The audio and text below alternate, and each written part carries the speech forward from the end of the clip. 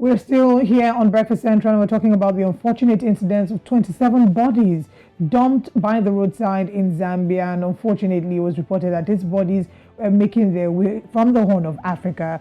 And we have joining us this morning Mr. Chilufya Tayali. He's the president for Economic and Equity Party. Thank you for joining us to talk about this unfortunate incident.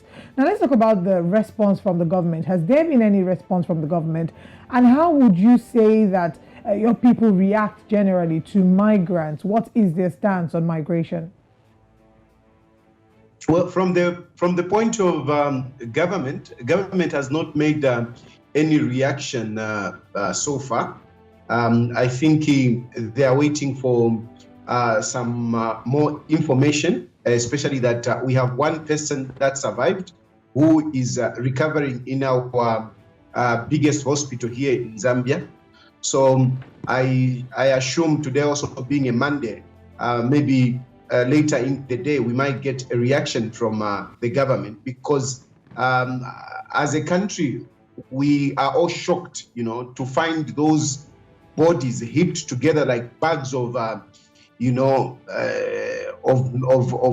corn. It is quite surprising. Everybody's talking about this. Though we have a lot of immigrants in Zambia. Zambia, being at the center of Africa, we receive a lot of people coming from different countries. And as well as those who are going to other countries, they pass through Zambia.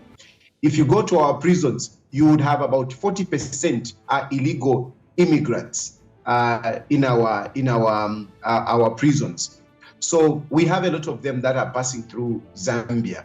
But these, we are not surprised, because a number of times people have been caught, being transported in a manner that is dangerous and inhumane. So we are actually not surprised that this has happened, because most of the times they are compacted in closed containers, no ventilation, no nothing, and these trucks move a long distances. If you talk about from Lusaka, where these bodies were found, and the border where they must have entered from, we are talking about 800, 900 kilometers. So it's very far. Now imagine somebody traveling in a closed container. I mean, they can survive. By the time they are reaching here, it is highly possible that people would suffocate.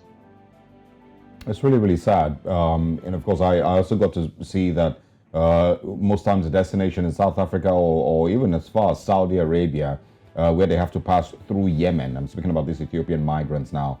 A report says in 2021, about 120,000 migrants were deported from Saudi Arabia back to Addis Ababa.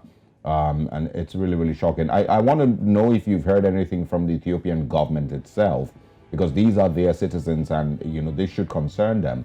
Has there been any response from the Ethiopian embassy or from the Ethiopian government? Interestingly, my wife is Ethiopian, and currently she's actually in Ethiopia.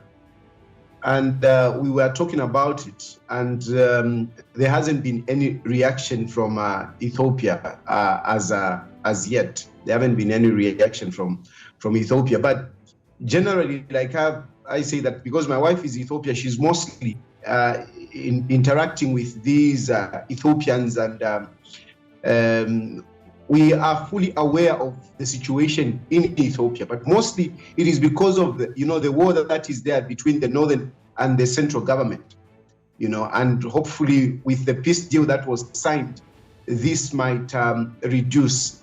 So it is mostly with the wars, that is the instability that is in Ethiopia, which is sending a lot of people into Southern Africa and other areas, of course. I mean, this is a quite sad, unfortunate incident, I must say, and we're hoping that we can get to the bottom of it and maybe see less migration to South Africa and other parts, because people would feel satisfied in their own countries. Thank you very much for joining us this morning. Pleasure.